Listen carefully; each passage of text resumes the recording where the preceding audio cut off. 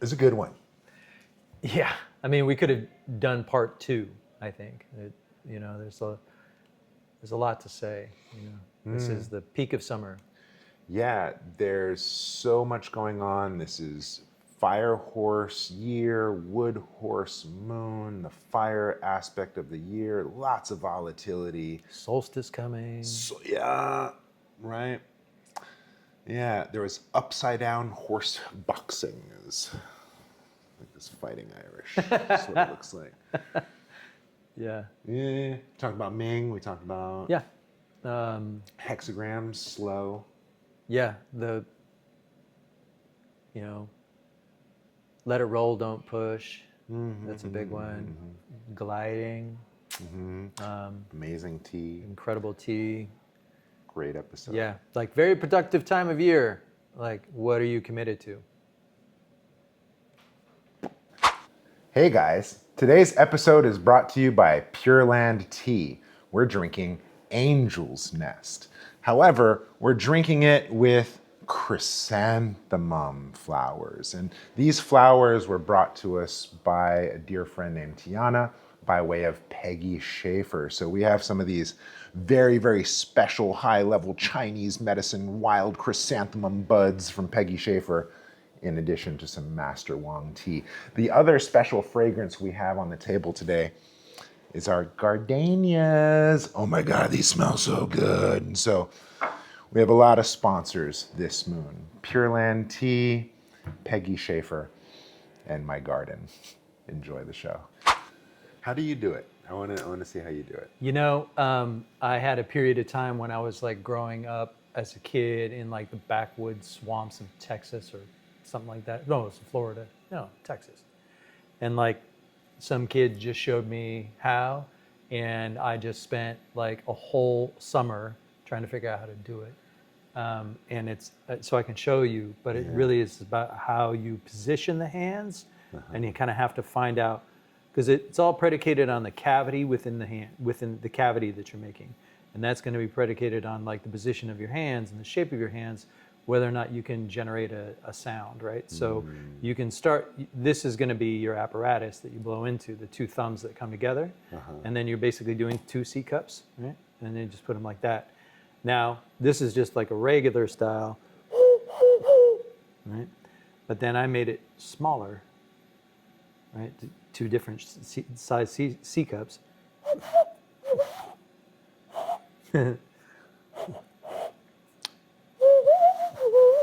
To create like a higher pitch. Right? Wow. Right. So here's a, right, and So when I was in middle school, I saw kids do that. So I knew about the thumb and I knew about this, but I could never get it because I never spent a summer. I was very figuring it out. stubborn. I was very stubborn. Same thing with whistling. I never could figure out whistling. Yeah. But the one that I did figure out, and we should probably get started on this episode. You should. Yeah. Everything you didn't want to know about David and Shannon. First half hour. That sounds good. This is the easy one. You take your bottom lip and you pinch it, Right. and you inhale. Never got that one. Whoa. Yes. I always wanted to do the, like, Yeah. but I could never. And then putting my hands in my mouth like that constantly to figure something out, I was just like, I'm not attracted to that. It didn't really, you got to practice over and over again. Like, yeah.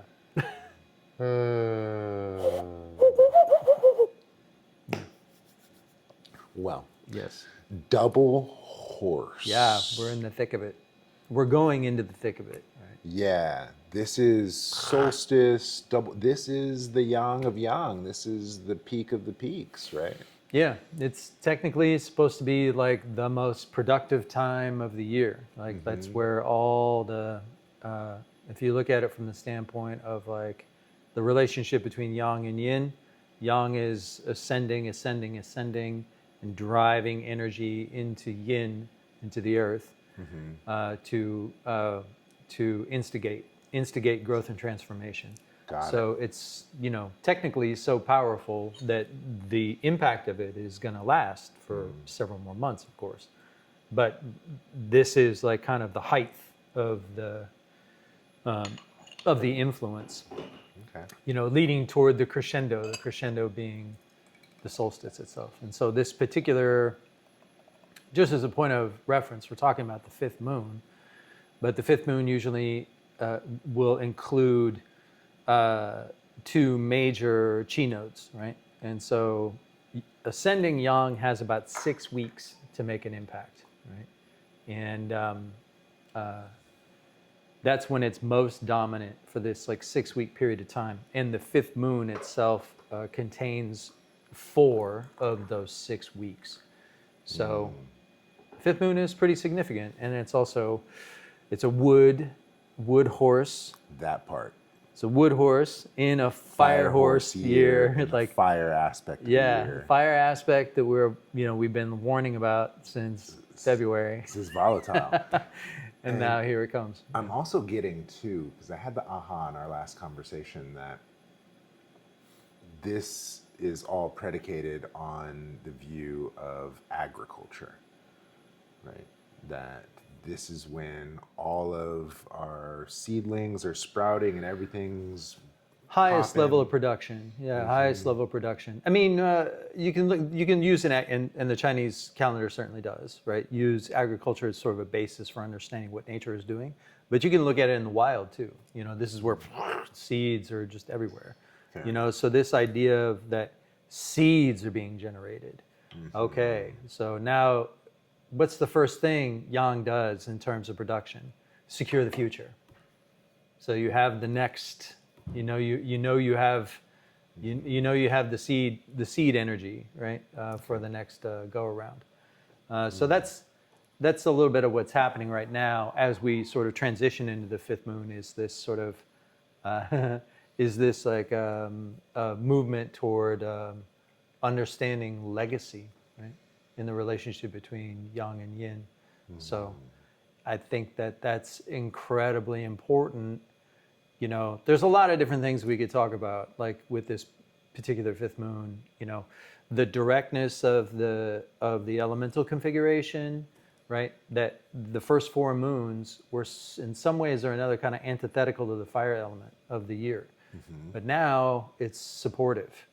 And now the earthly branches line up. So it's kind of like everything's going direct, and it's like full steam ahead. Which is already, when you're talking about ascending yang, if you're reading the Zhou and you look at hexagram 1, it's like, are you prepared to handle this kind of energy? Because there's a reason why summer is considered dangerous in this cosmology. Like, we think it's like the best time of year, but for Chinese cosmology, it's like, actually, this is kind of peak danger.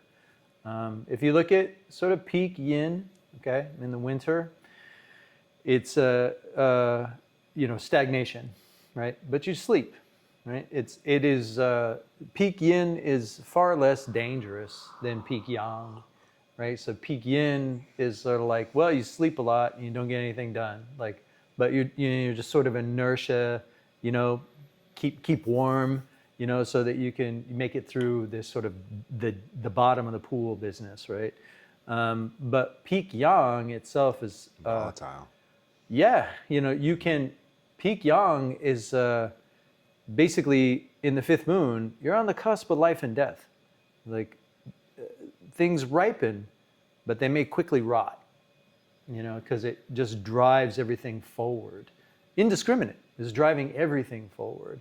So so all things succeed, not just the things that we want, which means that there is also this greater propensity for things like contagion to happen, because everything's being amplified, right? What's the first thing, like in Chinese medicine, if you get sick, you're not supposed to do? Drink caffeine, right? Drink, maybe a little bit to kind of invigorate your, right? But like, you don't really want to go hard on that because you're also tonifying the illness, right?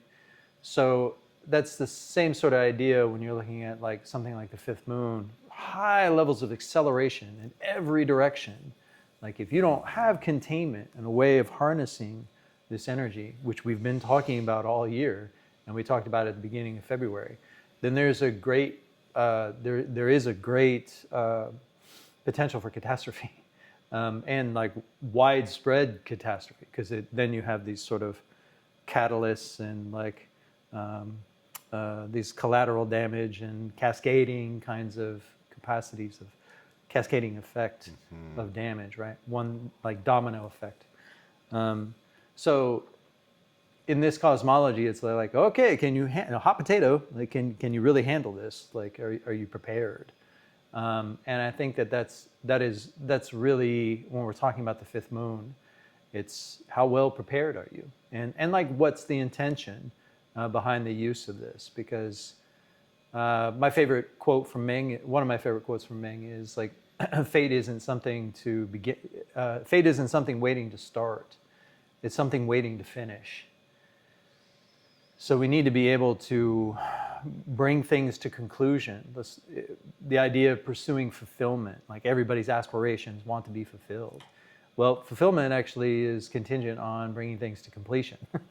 Instead of continually starting things and being ambitious and expanding.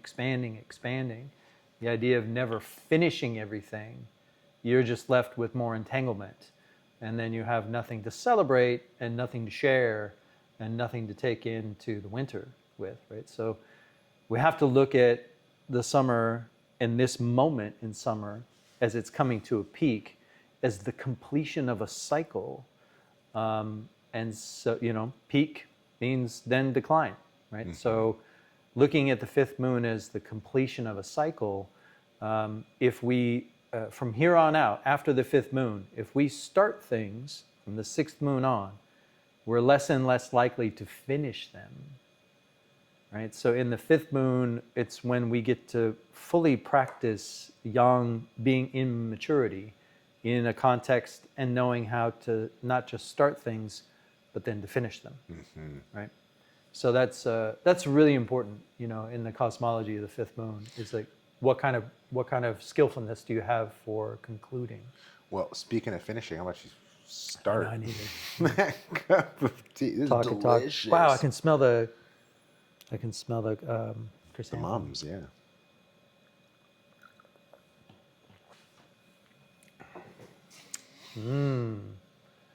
Ooh, silky. Yeah. Just like very smooth. Yeah. Is that the mum? That's the chrysanthemums and Angel's Nest. Yeah, shout out Master Wong. It's delicious. Mm-hmm.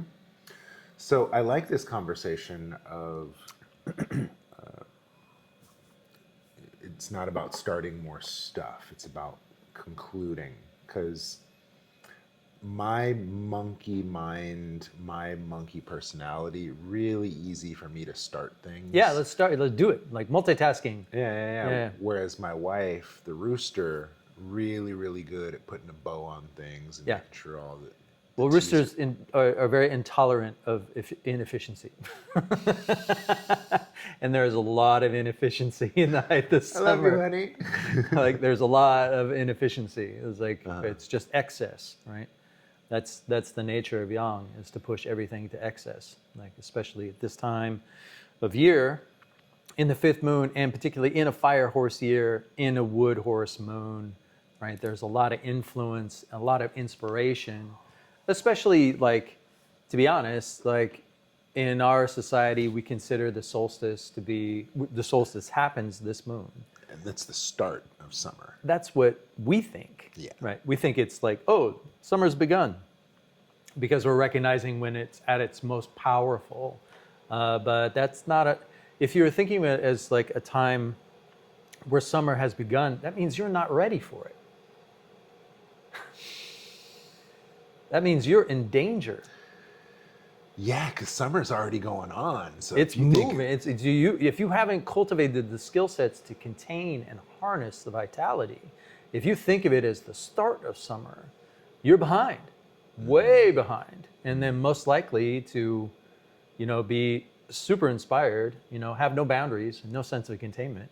And then basically create this condition. This is where stuck heat actually starts. Yeah. Well, in the conversation of fire sickness, which is a common thing of Qigong, it's for people that are seeking that mystical experience and that pursue these energetic, qualities, and to the detriment of the self, and actually short circuit their nervous system. And so my teacher would say it's not about pursuing this fire, it's about having a good stove that could maintain. And so Right. it's the same value Yeah. in different contexts. Yeah. I mean, it's incredibly appropriate. Like, how much efficiency of movement can you demonstrate?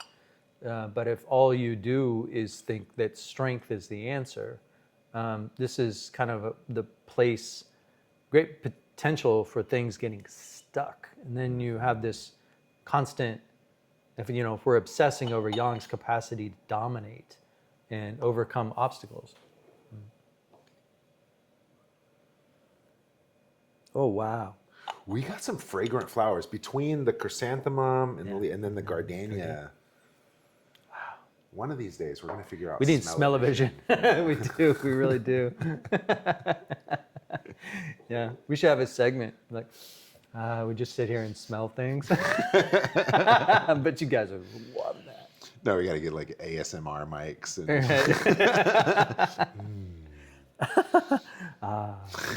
Yeah. Whisper. That's really good stuff. So Yang's purpose is to move fluids, right? Is to move yin, to change shape and change form. But if we are not working within a context of containment, not giving ourselves parameters and boundaries, some or a sense of context, knowing how to determine when things are done and that our effort is over, and if we're just continuing to apply more and more strength, because when you're a hammer, everything you see is a nail, then you're sort of creating conditions where Yang is no longer, you're fomenting like dehydration, of course, right? But then your remaining fluids start to coagulate; they don't move. And then this is where you're creating these conditions that Ming would describe as like the cinders, the bit about stuck heat. Like, so this is the time of year where if you're like overly ambitious and completely overextended and don't have a sense of containment, in a sense of like satisfaction, and you don't get your yin back with satisfaction, you don't know how to preserve, your yin, then, this is why you're sick in the winter. Because you're basically sticking that heat in your physiology that then gets released, in November. So yeah, it's for sure like obviously this is the American moon. So like if anybody's watching this and not out being busy, this is the time to be busy. This is the time. But it's like no more planning, right? You're supposed to be fulfilling things. You're supposed to be like, fulfilling your promises, the promises that you made yourself in spring. This is really what I want to focus on. Like, this is what I want to feel some sense of satisfaction with, Got it. So if we were to parallel this, why am I talking like that? If we were to parallel this against a work day, then it's almost like this is the time of year where it's like last call, get your stuff done because wrap it up and start to commute home, get dinner done. I mean, in a way, that's usually like the monkey rooster hour of the day. Like if we're talking about the afternoon, this is like step back from your work, have lunch, and take a look around at what you've been doing. And okay, assess. what else needs to be done? Like, how far along am I? Remind myself what's the end goal, like what's the plan, look at the plan again. Like I think a really great metaphor that I was thinking about with this particular moon is like the master carpenter. The master carpenter, you say, I really want a whole new kitchen set.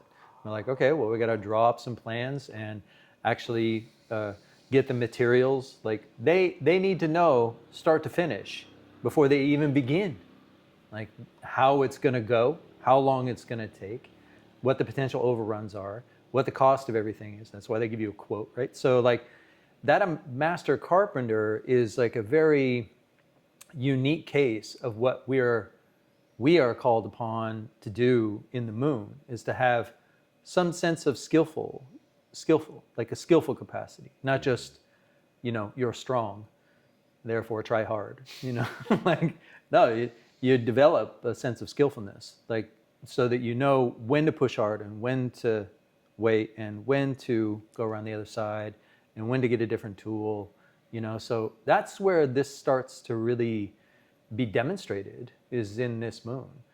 And if you're able to demonstrate that in this moon, then you can carry that, through the descent of summer, and then the descent itself is not so destructive. If you have a sense of context, right, that I am working within a context, I'm applying myself within a context, actually recognizing Yin's profound influence on my actions, right? The image of the fifth, the image of like of the Chino that we're in right now is a prince having a child and like celebrating, but like it's very awkward. I don't know what I'm doing, like new fathers, right? I have no clue, right? Yeah, and they're like, oh, okay, let me try, and like you got to learn quick, on the job kind of thing. So that's the image of this particular time of year and then going into the fifth moon. It's really what it's all about, like learning how to manage your vitality in service to like something that's bigger than you, rather than just your own aspirations, your own desires, right? You have to see whatever it is that you're accomplishing it's been done before. Like anything that we're doing and accomplishing, like feeling very proud about, that's great. But then also understand that like you're a drop in the bucket of this kind of contribution business. So that's should bring us a sense of satisfaction to know that we can be contributing to something bigger than ourselves. And obviously the number one way a lot of people do that is through family, right? And they have children. Okay, now their legacy is secured. And so this is the image of this time. It's like not just like go be busy, do a bunch of things, but get your yin back at the end of every day. So like the idea of fulfillment isn't like a stop on a train. Like it's not someplace you arrive. It's a practice that you're supposed to do now. You're supposed to practice fulfillment. You're supposed to practice the idea of like, wow, I did a really good job today. And like, that's it. Like that's the feeling of fulfillment that you have. Like, it's not, finally and arriving, all our goals are achieved and like we want for nothing more in life. That's not what fulfillment means. It means like a time of year where we're recognizing our skillful capacity and our circumstance, how they interact, how you're able to guide things toward, a state of satisfaction or sufficiency, where it's just sufficient. It may not be everything we want, but reclaiming and getting that feeling of sufficiency of our actions, that's the basis of enjoyment. It's the basis of satisfaction. Wow. So we can learn to do that every fifth moon. And, because we've been building to this kind of crescendo, and then we're going to have this big level space where like we feel very capable, but, we're right on the precipice of collapse, so like, and the collapse doesn't have to be a problem if we have this sense of perspective about our capacities and that we've been cultivating this sense of maturity. We're expecting it. We're like, okay, there it is. Like, and then you go into, different expressions of this descent of yang through the goat, through the monkey, into the rooster, right? So you go into autumn feeling like you have something to share. and a sense of like a context for your expression and your impact, right? And then it's long lasting. But if you're spun out, which most of us would be, you know, like you don't have a sense of perspective, don't know how to conclude things, we're just started everything and like no idea how to bring it to fruition, then we're struggling, you know, and struggling into the autumn and then feel terrible in the winter, right? And we're depleting ourselves at the same time. So, you know, I think obviously there's some sense of modesty that you would want in the fifth moon, right? It's not like blank check to do whatever you want.